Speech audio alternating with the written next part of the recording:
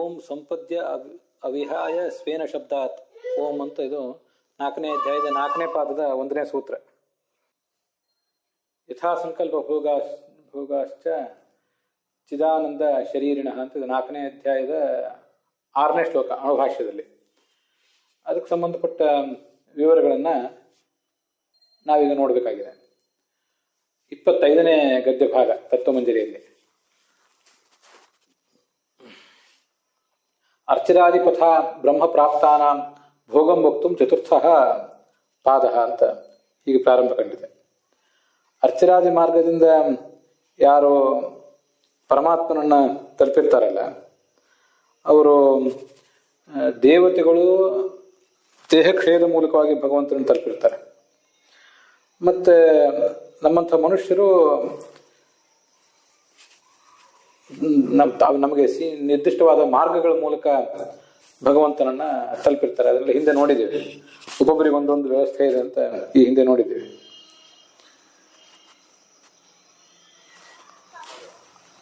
ಅಲ್ಲಿ ಹಾಗೆ ಹೋದವರು ಏನ್ ಮಾಡ್ತಾರೆ, ಅವರು ಭೋಗಗಳನ್ನು ಕೂಡ ಅನುಭವಿಸ್ತಾರೆ ಅಂತ ಹೇಳಲಿಕ್ಕೆ 4ನೇ ಪಾದ ಇದೆ. ಅದರ ಅರ್ಥವನ್ನ ಆಚಾರ್ಯರು ಯಥಾಸಂಕಲ್ಪ ಭೋಗಾಶ್ಚ ಚಿದಾನಂದ ಶರೀರಿಣ ಅಂತ ಹೀಗೆ ವರ್ಣನೆ ಮಾಡಿದ್ದಾರೆ.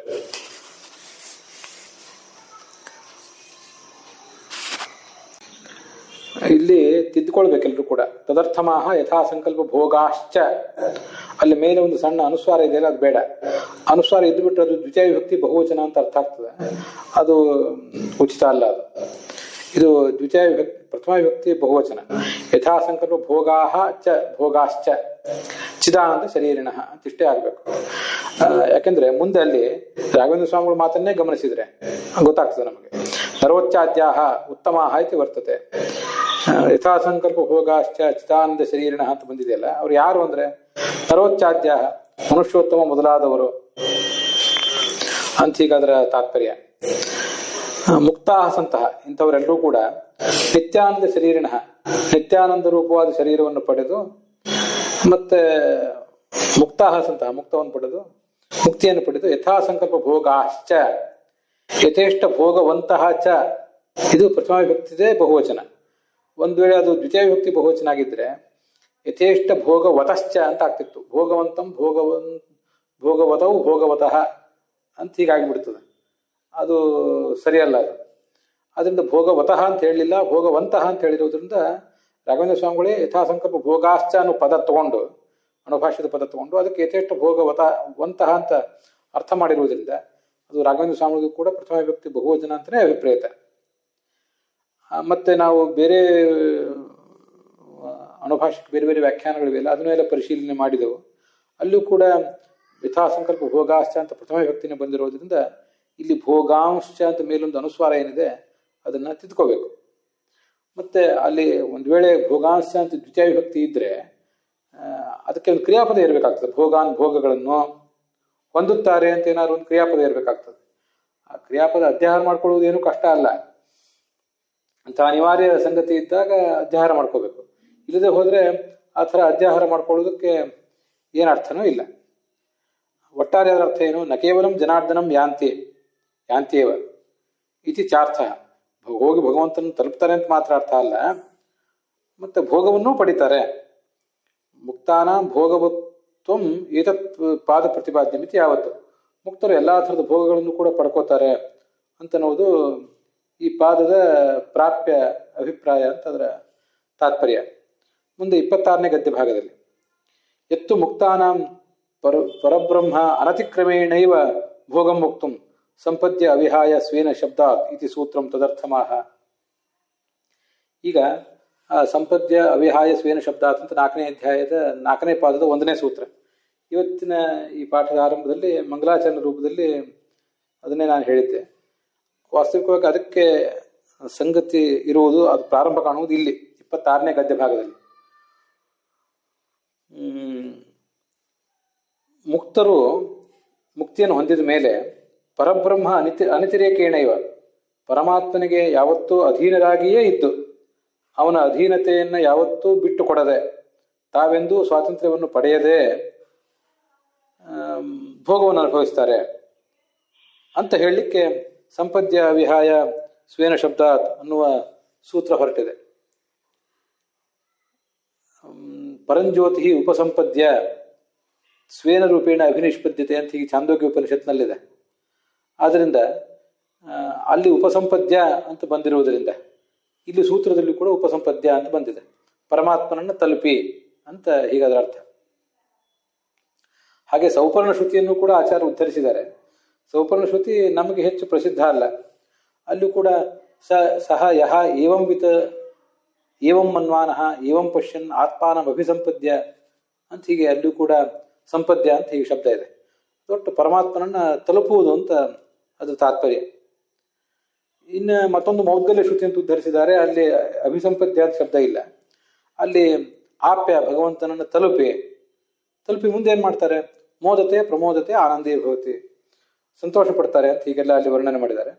ನಮ್ಮ ಅನುಸಂಧಾನಕ್ಕೆ ಸುಂದರವಾದ ಒಂದು ಶ್ರುತಿನೂ ಕೂಡ ಅದು. ಇಮಾಂ ಘೋರಾಂ ಅಶಿವಾಂ ನದೀಂ ತೀರ್ಥ ಏತಂ ಸೇತುಮಾಪ್ಯ ಏತೇನೇವ ಸೇತುನ ಮೋದತೆ ಪ್ರಮೋದತೆ ಆನಂದೇ ಭವತಿ ಅಂತ. ಈ ಸಂಸಾರ ಅಂತ ಅನ್ನೋದೊಂದು ಅಮಂಗಳಕರವಾದಂತಹ ನದಿ ಇದು. ಮತ್ತೆ ಭಯಂಕರವೂ ಕೂಡ. ಇಂತಹ ನದಿಯನ್ನ ದಾಟಿ ಯಾವುದರ ಮೂಲಕ? ಏತುಂ ಸೇತುಮಾಪ್ಯ, ಭಗವಂತನೆಂಬ ಸೇತುವನ್ನೇ ಪಡೆದು ಆ ನದಿಯನ್ನು ದಾಟ್ತಾರೆ. ಕೊನೆಗೆ ಆ ಸೇತುವೆಯಲ್ಲೇ ಇದ್ದು ಬಿಡ್ತಾರೆ. ಜಗತ್ತಿನಲ್ಲಿ ಹಾಗಲ್ಲ.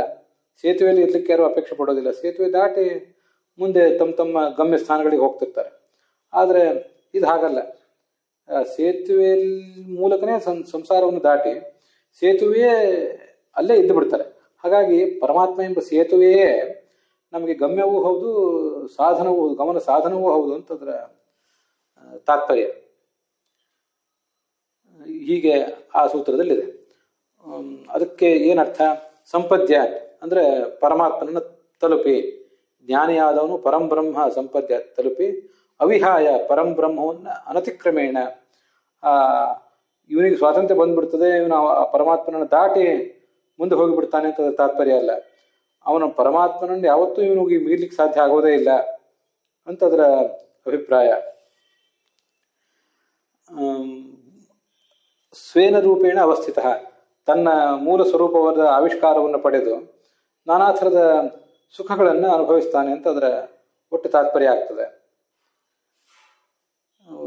ಕ್ರಮೇಣಯೋ ಅನತಿಕ್ರಮೇಣಯೋ ಭೋಗ ಸಾಧ್ಯತೆ. ಹೀಗೆ ಅವಿಹಾಯ ಅಂದ್ರೆ ಅನತಿಕ್ರಮ್ಯ, ಆ ಪರಮಾತ್ಮನನ್ನ ಮೀರದೆ, ಅವನ ಸ್ವಾತಂತ್ರ್ಯವನ್ನು ಮೀರದೆ, ಅವನ ಅಣತಿಗೆ ಯಾವತ್ತೂ ಕೂಡ ಬದ್ಧನಾಗಿದ್ದೇ. ಆದರೆ ಹಾಗೆ ಬದ್ಧನಾಗಿದ್ರೂ ಕೂಡ ಸುಖವಾಗಿ ಇದ್ದೇ ಅವನು ತನ್ನ ಮುಂದಿನ ಮುಕ್ತ ಜೀವನವನ್ನು ನಡೆಸ್ತಾನೆ ಅಂತ ಅದರ ತಾತ್ಪರ್ಯ. ಅದನ್ನ ಸಂಪದ್ಯಾಧಿಕರಣದಲ್ಲಿ, ಮೊದಲನೇ ಅಧಿಕರಣದಲ್ಲಿ ಹೇಳಿದ್ದಾರೆ. ಅದನ್ನ ಇದರ ಅರ್ಥವನ್ನು ಯಥಾ ಸಂಕಲ್ಪ ಭೋಗಾಶ್ಚ ಚಿದಾನಂದ ಶರೀರಿಣ ಅಂತ ಹೀಗೆ ತಿಳಿಸಿದ್ದಾರೆ. ಯಥಾ ಸಂಕಲ್ಪ ಭೋಗಾಶ್ಚ ಅನ್ನೋದಕ್ಕೆ ಅನೇಕ ವ್ಯಾಖ್ಯಾನಗಳಲ್ಲಿ, 12 ವ್ಯಾಖ್ಯಾನಗಳಿಂದ ಅಲ್ಲೆಲ್ಲ ಕೆಲವು ಕಡೆ ಭಗವಂತನ ಸಂಕಲ್ಪ ಹೇಗೆ ಇರ್ತದ ಆ ಥರದ ಭೋಗಗಳನ್ನ ಇವನು ಅನುಭವಿಸ್ತಾನೆ ಅಂತ ಅದರ ಅರ್ಥ ಬರೆದಿದ್ದಾರೆ. ಇವನಿಗೇನು ಅಪೇಕ್ಷಿತ ಇದೆಯೋ ಅದನ್ನು ಪಡಿತಾನೆ ಅಂತನೂ ಒಂದರ್ಥ, ಪರಮಾತ್ಮನಿಗೇನು ಅಪೇಕ್ಷೆ ಇದೆ ಅದೇ ಥರದ ಭೋಗಗಳನ್ನು ಮಾತ್ರ ಪಡಿತಾನೆ ಅಂತ ಮತ್ತೊಂದು ಅರ್ಥವೂ ಕೂಡ ಆಗ್ತದೆ. ಸಹ ಅಮುನಾ ಐತಿ. ಹಿಂದಿನ ಶ್ಲೋಕಗಳಲ್ಲಿ ಸಹ ಅಮುನಾ ಅಂತಿತ್ತು. ಅಲ್ಲಿ ಅಮುನಾ ಅಂದ್ರೆ ಬ್ರಹ್ಮ, ವಾಯು ಹೀಗೇನೇನೋ ಅರ್ಥ ಮಾಡಿದ್ವಿ. ಇಲ್ಲಿ ಅಮುನಾ ಅಂದ್ರೆ ಈ ಪರಮಾತ್ಮನಿಂದ ಅಂತ ಈಗ ಅರ್ಥ ಮಾಡ್ತೀವಿ. ಉತ್ತಮ ನರೋಚ್ಚಾದ್ಯಾಶ್ಚ, ನರೋತ್ತಮ ಮನುಷ್ಯೋತ್ತಮ ಮೊದಲಾದಂತಹ ಎಲ್ಲ ಸಾಧಕರು ಕೂಡ ಚಿದಾನಂದ ಶರೀರಿಣ, ಮೂಲತಃನೂ ಚಿದಾನಂದ ಶರೀರ ಉಳ್ಳವರೇ ಈಗ ಹೊರಗಿನ ಬಾಹ್ಯ ಶರೀರದ ಬಂಧನವನ್ನು ಕಳೆದುಕೊಂಡು ಮುಕ್ತರಾಗಿದ್ದು. ಅಮುನಾ ಸಹ ಯಾರ ಜೊತೆಗೆ ಅಂದ್ರೆ ಇಲ್ಲಿ ಪ್ರಾಪ್ಯತ್ವೇನ ಪ್ರಕೃತನಾದವನು ಜನಾರ್ದನ. ಅವ್ರು ಹೋಗಿ ತಲುಪಬೇಕಾಗಿದ್ದು ಈ ಭಗವಂತನನ್ನ. ಆ ದೃಷ್ಟಿಯಿಂದ ಅಲ್ಲಿ ಪ್ರಸ್ತುತವಾದದ್ದು ಜನಾರ್ದನ, ಅವನ ಜೊತೆಗೇನೆ ಅಂತ ಹೀಗೆ ಅರ್ಥ ಹೇಳಿದ್ದಾರೆ. ಅವನ ಜೊತೆಗೇನೆ ಅಂತ ಏನರ್ಥ? ಅದಕ್ಕೆ ತಮ್ಮ ಅವಿಹಾಯ ಇವ, ಅವನನ್ನು ಬಿಟ್ಟು ಅಂತಾನೆ, ಬಿಡದೆ ಅಂತಾನೆ ಅರ್ಥ. ಹೀಗೆ ಅವಿಹಾಯ ಅಂದ್ರೆ ಅನತಿಕ್ರಮೇಣ ಅಂತ ಅರ್ಥ. ಯಥಾ ಸಂಕಲ್ಪ ಭೋಗಾಶ್ಚ, ಎಲ್ಲಾ ಥರದ ಭೋಗಗಳನ್ನು ಕೂಡ ಅವರಲ್ಲಿ ಅನುಭವಿಸ್ತಾರೆ, ಹೀಗದ್ರ ತಾತ್ಪರ್ಯ. ಓಂ ಮುಕ್ತಃ ಪ್ರತಿಜ್ಞಾನಾತ್ ಅಂತ ಇದು 4ನೇ ಅಧ್ಯಾಯದ 4ನೇ ಪಾದದ 2ನೇ ಸೂತ್ರ, ಮುಕ್ತಾಧಿಕರಣ ಅಂತ. ಅದರ ವಿಚಾರವನ್ನ ಇಲ್ಲಿ 27ನೇ ಗದ್ಯ ಭಾಗದಲ್ಲಿ ರಾಘವೇಂದ್ರ ಸ್ವಾಮಿ ಹೇಳ್ತಾ ಇದ್ದಾರೆ. ಯತ್ರು ಸತತ್ರ ಪರಿಯೇತಿ ಇತ್ಯಾದವು ಬ್ರಹ್ಮ ಪ್ರಾಪ್ಯ ಭೋಗಂ ಭುಂಜಾನಸ್ಯ ಮುಕ್ತತ್ವಂ ಮುಕ್ತಂ ಸತತ್ರ ಪರಿಯೇತಿ ಜಕ್ಷನ್ ಕ್ರೀಡನ್ ರಮಮಾಣಃ ಅಂತ ಹೀಗೆಲ್ಲ ಉಪನಿಷತ್ತು ಮೊದಲಾದ ಕಡೆ ಬರ್ತದೆ. ನಾನಾ ಥರದ ಸುಖಗಳನ್ನು ಅನುಭವಿಸ್ತಾನೆ ಅಂತ ಇತ್ಯಾದವು. ಅಲ್ಲಿ ಏನು ಬ್ರಹ್ಮನ್ ಬಗ್ಗೆ ವರ್ಣನೆ ಮಾಡಿದ್ದಾರೆ. ಅಂಥ ಬ್ರಹ್ಮನನ್ನ ಅವರು ತಲುಪ್ತಾರೆ. ಬ್ರಹ್ಮಪ್ರಾಪ್ಯ ಭೋಗಂ ಭುಂಜಾನಸ್ಯ, ನಾನಾ ಥರದ ಭೋಗಗಳನ್ನ ಅನುಭವಿಸ್ತಾನೆ. ಅಂಥ ಅನುಭವಿಸುವಂಥ ಆ ಮುಕ್ತ, ಅಂಥವನಿಗೆ ಆ ಮುಕ್ತತ್ವ ಬರ್ತದೆ ಅಂತ ಹೇಳಿ ಸೂತ್ರ ಇರೋದು ಪ್ರತಿಜ್ಞಾನಾತ್ ಅಂತ. ಆ ಸೂತ್ರದ ಅರ್ಥವನ್ನ ಚಿದಾನಂದ ಶರೀರಿಣಃ ಅಂತಲೇ ಅರ್ಥ ಹೇಳಿದ್ದಾರೆ. ಚಿದಾನಂದ ಶರೀರಿಣಃ ಎಂಬ ಶಬ್ದದಿಂದಲೇ ಅದನ್ನು ಕೂಡ ಸಂಗ್ರಹಿಸಿದ್ದಾರೆ. ಮುಕ್ತಾಹ ಸಂತಹ, ಚಿದಾನಂದ ಶರೀರಿಗಳಾದಂತಹ ಈ ಜೀವರು ಮುಕ್ತರಾಗಿ ಯಥಾ ಸಂಕಲ್ಪ ಭೋಗಾಶ್ಚ ಇತ್ಯುಕ್ತೈವ ಸಂಗ್ರಹೀತೋ ಧ್ಯೇಯ, ಅದರಿಂದಲೇ ಅದರ ಅರ್ಥವನ್ನು ಕೂಡ ಸಂಗ್ರಹ ಮಾಡಿದಾಗಾಯ್ತು. ಯಾಕಂದ್ರೆ ಸತತ್ರ ಪರಿಯೇತಿ ಅನ್ನೋ ಸೂತ್ರದಲ್ಲಿ, ಅನ್ನೋ ಉಪನಿಷತ್ ಭಾಗದಲ್ಲಿ ಕೂಡ ಬರೋದು ನಾನಾ ಥರದ ಭೋಗಗಳನ್ನು ಅವನು ಅನುಭವಿಸ್ತಾನೆ ಅಂತ ಹೀಗೆ ಇದೇ ಬಂದಿದೆ. ಮುಕ್ತ ಪ್ರತಿಜ್ಞಾನಾತದ್ದೇನು ಸೂತ್ರ ಇದೆಯಲ್ಲ, ಅಲ್ಲಿಯೂ ಕೂಡ ಬಂದಿರುವ ವಿಷಯ ಇದೇನೆ. ಅತ್ರ ಬ್ರಹ್ಮಪ್ರಾಪ್ಯ ತದವ್ಯಾಯ ಭೋಗಾನ್ ಭುಂಜಾನಸ್ಯ ಮುಕ್ತತ್ವ ಸಾಧ್ಯತೆ. ಆ ಸೂತ್ರದ ಅರ್ಥವನ್ನ ಬ್ರಹ್ಮಸೂತ್ರ ಭಾಷ್ಯಕ್ಕನುಸಾರವಾಗಿ ನೋಡೋಣ. ಭಾಷ್ಯ ದೀಪಿಕಾ ಮೊದಲಾದಕ್ಕನುಸಾರವಾಗಿ ಬ್ರಹ್ಮನನ್ನ ಪಡೆದು ಅವನನ್ನ ಮೀರದೆ ಭೋಗಗಳನ್ನ ಅನುಭವಿಸುವಂತಹ ವ್ಯಕ್ತಿಗೆ ಮುಕ್ತತ್ವವನ್ನು ಪ್ರತಿಜ್ಞೆ ಮಾಡಿದ್ದಾರೆ ಆ ಉಪನಿಷತ್ತು ಮೊದಲಾದ ಕಡೆ. ಸತತ್ರ ಪರಿಯೇತಿ ಜಕ್ಷನ್ ಕ್ರೀಡನ್ ರಮಮಾಣಃ, ಅಲ್ಲಿ ಹೇಳಿರುವುದು ಮುಕ್ತನನ್ನ ಹೊರತು ಸಂಸಾರಿಯಾದ ಜೀವನನ್ನು ಹೇಳಿಲ್ಲ.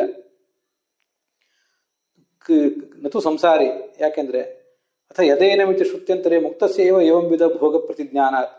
ಬೇರೆ ಬೇರೆ ಶಾಸ್ತ್ರಗಳನ್ನ ನಾವು ಒಂದು ವೇಳೆ ಗಮನಿಸಿದ್ರೆ ಮುಕ್ತನಿಗೆ ಇಂಥ ಭೋಗಗಳೆಲ್ಲ ಸಿಗ್ತವೆ ಅಂತ ಹೇಳಿದ್ದಾರೆ ಹೊರತು ಅಮುಕ್ತನಾದವನಿಗೆ ಈ ಥರದ ಭೋಗಗಳು ಸಿಗೋದೇ ಇಲ್ಲ.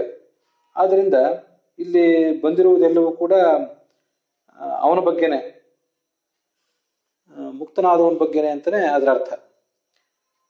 ಇತ್ಯುಪಕ್ರಮೇ ಸ್ಪಷ್ಟ ಮುಕ್ತತ್ವಸ್ಯ ಪ್ರತಿಜ್ಞೆ ಪ್ರತಿಭಾನಾತ್, ಹೀಗೆ ಸ್ಪಷ್ಟವಾಗಿ ಮುಕ್ತತ್ವವೇ ಅಲ್ಲಿ ತಿಳಿದು ಬರ್ತಾ ಇರೋದರಿಂದ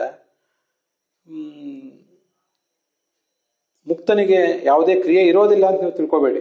ಪ್ರಶ್ನೆ ಮಾಡುವ ತಾತ್ಪರ್ಯ ಏನು, ಸಂಸಾರದಲ್ಲಿದ್ದಾಗ ನಮ್ಗೆ ಕ್ರಿಯೆ ಇರ್ತದೆ, ಮುಕ್ತಿ ಹೋದ್ಮೇಲೆ ಕ್ರಿಯೆನೇ ಇರೋದಿಲ್ಲ. ಆದ್ರಿಂದ ಕ್ರಿಯಾ ಉಳ್ಳವನು ಕ್ರಿಯಾ ಮಾಡ್ತಾ ಇದ್ದಾನೆ ಅಂದ್ರೆ ಸಂಸಾರಿಯೇ ಆಗಿರ್ಬೇಕು, ಮುಕ್ತನಾಗಿರೋ ಸಾಧ್ಯ ಇಲ್ಲ ಅಂತ ಕೆಲವ್ರ ಪ್ರಶ್ನೆ. ಹಾಗೆ ತಿಳ್ಕೊಬೇಡಿ. ಮುಕ್ತನಾದವನು ನಿಷ್ಕ್ರಿಯ ಆಗೋದಿಲ್ಲ, ಅದು ಬಾಧಿತ, ಅದು ಶಾಸ್ತ್ರ ಬಾಧಿತ. ಸ್ಪಷ್ಟವಾಗಿ ಉಪನಿಷತ್ತು ಅದನ್ನು ವರ್ಣನೆ ಮಾಡ್ತಾ ಇರೋದ್ರಿಂದ ಮುಕ್ತನಾದವನಿಗೆ ಆ ಕ್ರಿಯಾ ಎಲ್ಲ ಇದ್ದೇ ಇರ್ತದೆ ಅಂತ ಅದರ ತಾತ್ಪರ್ಯ ಆಗ್ತದೆ. ಅದನ್ನ ಯಥಾ ಸಂಕಲ್ಪ ಭೋಗಾಶ್ಚ ಅಂತ ಒಂದು ದಿವ್ಯ ದೇಹವನ್ನು ಪಡೆದು ಎಲ್ಲಾ ಥರದ ಭೋಗಗಳನ್ನು ಅನುಭವಿಸ್ತಾರೆ ಅಂತ ಹೀಗೆ ವರ್ಣಿಸಿದ್ದಾರೆ ಅಂತ ತಾತ್ಪರ್ಯ. ಈ 2ನೇ ಸೂತ್ರದ ಆರಂಭದಲ್ಲಿ ಮುಕ್ತಃ ಅಂತ ಏಕವಚನ ಪ್ರಯೋಗ ಮಾಡಿದ್ದಾರೆ. ಏಕವಚನ ಯಾಕೆ ಪ್ರಯೋಗ ಮಾಡಿದ್ದಾರೆ, ಅದರದ್ದೇನು ತಾತ್ಪರ್ಯ? ಬಹುವಚನ ಮುಕ್ತಾಹ ಅಂತ ಆಗ್ಬೇಕಾಗಿತ್ತಲ್ಲ. ಅಂದ್ರೆ ಸೂತ್ರದ ಆದಿಭಾಗದಲ್ಲಿ ಏಕವಚನ ಏನಿದೆ ಅದು ಸಮುದಾಯ ಅಭಿಪ್ರಾಯ, ಒಂದು ಸಮುದಾಯವನ್ನು ದೃಷ್ಟಿಕೋನದಲ್ಲಿ ಇಟ್ಕೊಂಡು ಒಬ್ಬ ಮುಕ್ತ ಅಂತ ಹೇಳಿದ್ದಕ್ಕೆ ಎಲ್ಲಾ ಮುಕ್ತರು ಕೂಡ ಹಾಗೆ ಅಂತ ನಾವು ತಾತ್ಪರ್ಯ ತಿಳ್ಕೋಬಹುದು. ಅಲ್ಲಿಗೆ ಈ ಭಾಗ ಸಮಾಪ್ತವಾಗಿದೆ.